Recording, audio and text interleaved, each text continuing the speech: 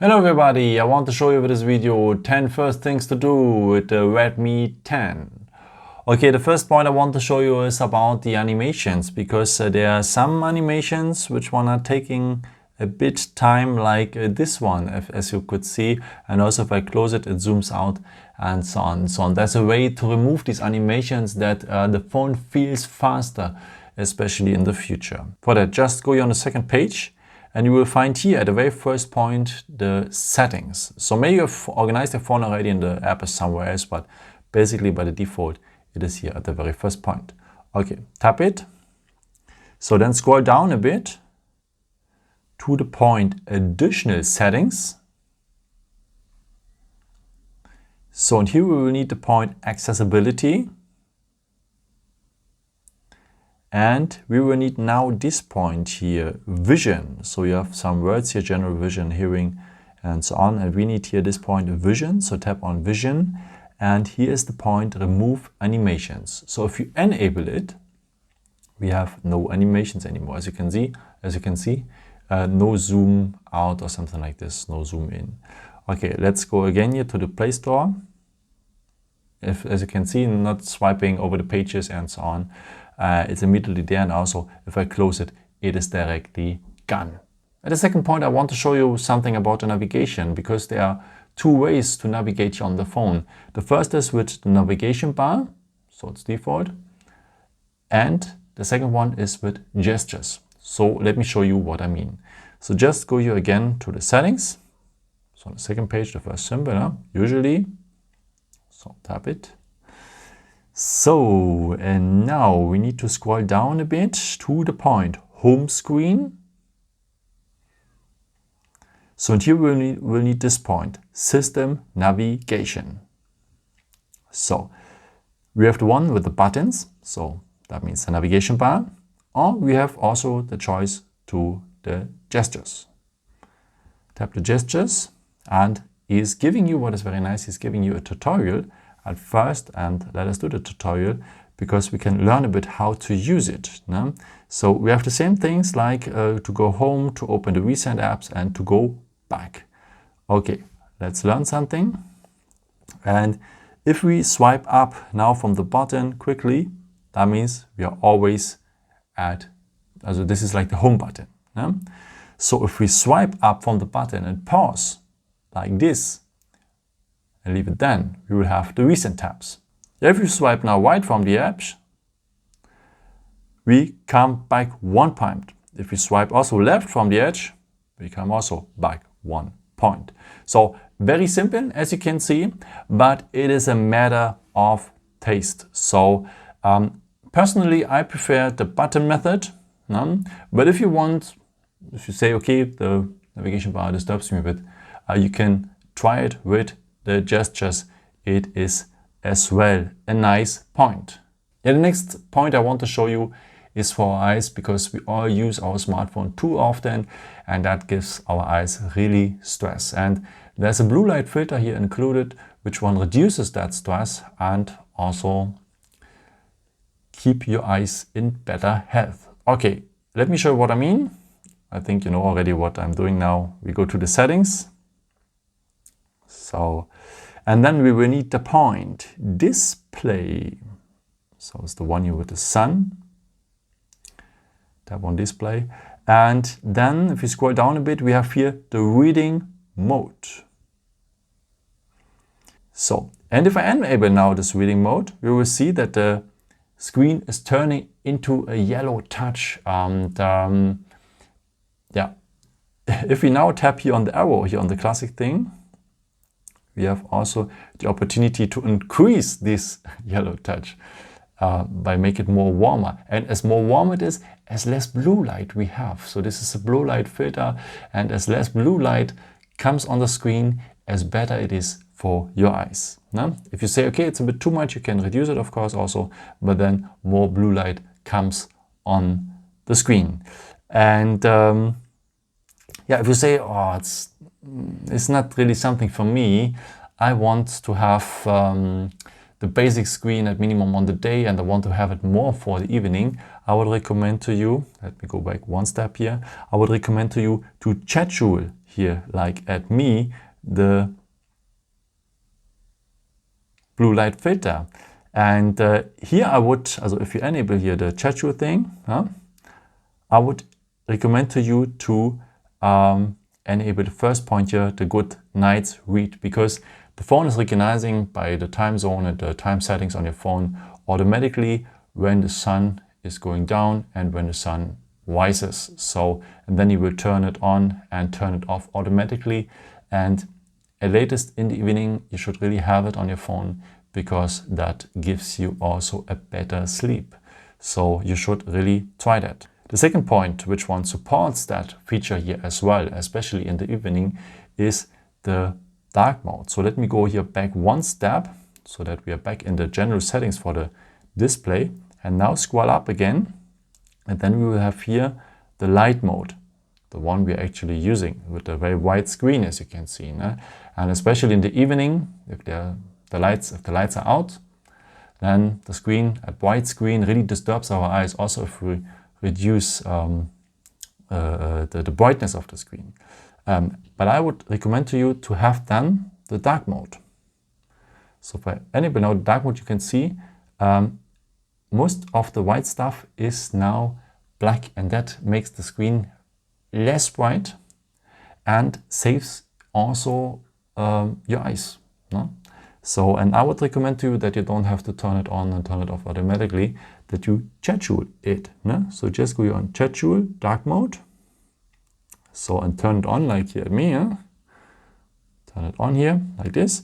And I would also recommend to you to take this one here, sunset to sunrise. And that means what I have described before. If the sun goes down, it goes on. And if the sun rises in the morning, it turns off. So then you have during the day your white screen, and in the evening and at the night the black screen. The next feature is also for the evening, for the night, because we can mute the phone automatically so that we will not be disturbed at the night with ringtones and tones for messaging, but our phone can still be online. And let me show you how you can do that. So first of all, we will need the settings for. So then we need the point, sound and vibration. So, and if we scroll down a bit, we will have here the very nice point, do not disturb. So if we enable this feature, we have now no incoming calls and messages and so on, and we will not have having any reminders. So, and we can now schedule the time, and that means between 11 p.m. maybe and end time at 7 in the morning. So the time when you're sleeping at minimum, that you have a bit of rest without having always noises on your smartphone. If you don't want to turn off your smartphone, by the way, no? To turn it off is much better. Will be, by the way, the next point.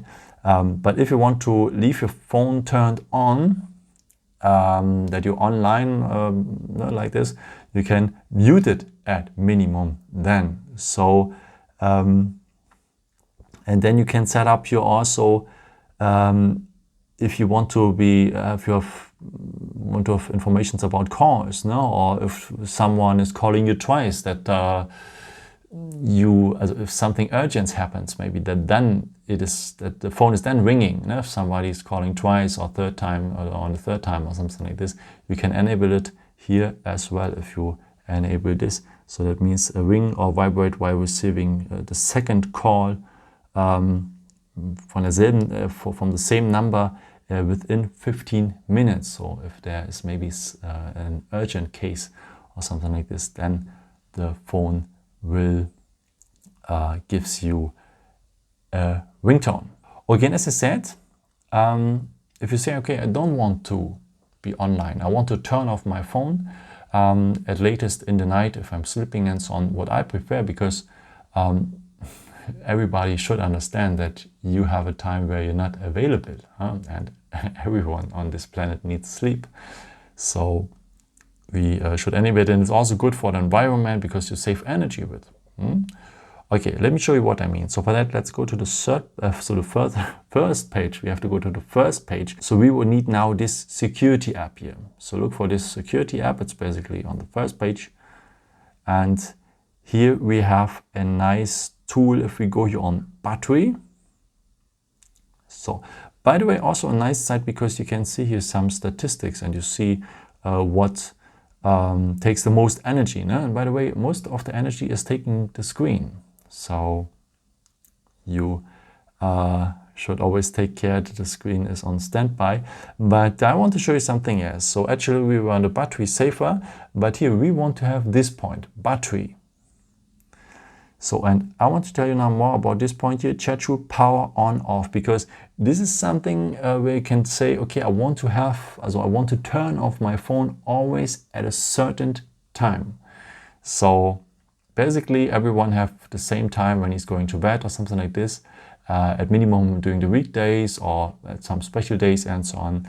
And this you can set up here. So turn on the power off time, maybe here 23:30, so 11 p.m. And then you can set up here also the repeating time. If you don't want to have it every day because you like to go out on the weekend, you can reduce it just to the weekdays. Or if you say, okay, sometimes you have to work at the weekend as well, you can customize it day by day here. And you can also power it on automatically then maybe in the morning. So that's powered on at 7 each morning so that you don't do that, that you don't have to do that every morning. So, and that saves energy also if you forget it, or maybe you forgot your phone in the jacket and you don't want to get up again to take it and so on. Hey, the phone can turn off automatically, and it is also silent then, by the way, and don't disturb someone. Yeah, and by the way, let us check again this battery thing because that looks very interesting. So check again here the security, go here on battery, and we have here, as I said, the very nice statistics now with the screen and so on. The screen is taking a lot of energy, and also the cells, so the antennas taking a lot of energy, and which apps are taking also a lot of energy. You can see here and maybe remove them if it's too much and you don't need them really. And here you can say enable also, by the way, a battery saver. No? Actually we have 16 hours estimated remaining, and with that you can extend it to more than 20 hours if you enable here the battery saver mode. Same thing with the ultra battery saver. If you enable this, it will disable a lot of stuff at the background, also with the location services and so on, and reduces really the phone to a minimum. And what is very nice here, as ultra battery saver, you have just a minimum of apps, but you can also set up here some apps you need. Maybe WhatsApp, okay, I haven't installed it yet, but maybe here Google Mail, so, and the calendar you need, and YouTube, of course. So go then here on done, and then you have these apps here as well on your phone. That's a very nice tool. You can set it up also, and that really extend your battery time as well for a long time, for more than 50 hours, because as you can see also the screen time out is much earlier and so on. And as I said, he is removing the activities in the background of the phone, and that really extend the battery time at all. So if you really need, maybe this one saves your life one day. So if you want to quit it again to go back to the regular mode, here's an exit at the corner. So, and then it's turning off again this mode, but your settings are kept. And if you really need it, I would recommend to you to set it up before with your favorite apps and so on, so that if you really need it, that everything is already ready for use. So the next mode I want to show you is something for the camera, because you can quick launch the camera with a nice setting here. So let's go to the settings, and then we need to scroll down to the point additional settings, and here we need the gesture shortcuts. So and this point is very interesting, launch camera. So now I would recommend to you that you enable the first point here to double press the power button, and let us double press the power button. Then we are immediately at the camera without wasting time. So we don't need to go to the camera app and so on. And we have our camera immediately by just double tapping on the power button. So also if your phone is on standby and you double press now also the power button, then you also add the camera, and that saves a lot of time, and it saves also your great picture. Okay, and you can add also some other gestures for the navigation bar in case you keep it and don't switch to the gestures. You can set up some stuff like if you're long pressing the back button, no? Or if you're long pressing the recent tab button, then there are also some actions. So let me show you what I mean. So just go here on the settings again, then scroll down to the point, home screen. So here we will need the point system navigation again. So you can choose between the buttons and gestures. No, we had that point already. And here we will have the point button shortcuts. So, and here you can set up some actions for the navigation bar. So if we change now something, if we long press the menu button, so that means the recent tab button here, let's take to launch, no, let's take a screenshot. No? So that makes, if I now long pressing here the recent tab button, he is taking a screenshot, as you can see here. Let's do some actions for the back button. Let us turn on the torch. Also nice. So if I now want to turn on the torch, I just long press the back button and I have the torch. No? If I want to off it, I also long press it. So nice tools. No? And for the home button, you have by the default here to launch the Google Assistant if you long press the home button. But as well, you can change it if you don't want to have that and so on. And yeah, I think a very nice mode here as well. Okay, the last point I want to show you is for the one-handed mode, because the phone screen is large and you cannot reach everything with one thumb and so on, but you can make the screen a bit smaller. And to have that mini screen, you need to activate something here at the settings. So just tap here on the settings, then scroll down a bit to the point additional settings. And then we will have here the one-handed mode. Tap it, and if we enable this feature now, so that is marked blue, then we will have a one-handed mode. So how we can use it? For that, we will need the navigation bar here as well. Okay, and if we swipe from the middle to the outside, we will have this one-handed mode enabled, like this. So if I'm doing like this, you can see this screen is getting smaller, and now I can use it very easily with one hand and reach everything. And I can play games on, it's no problem. I can open banking apps and so on and so on. I have it just a bit smaller. Okay. By the way, if you swipe from the inside to the other side, to the back button, you will have it on the other side here. So better for right-handed people then.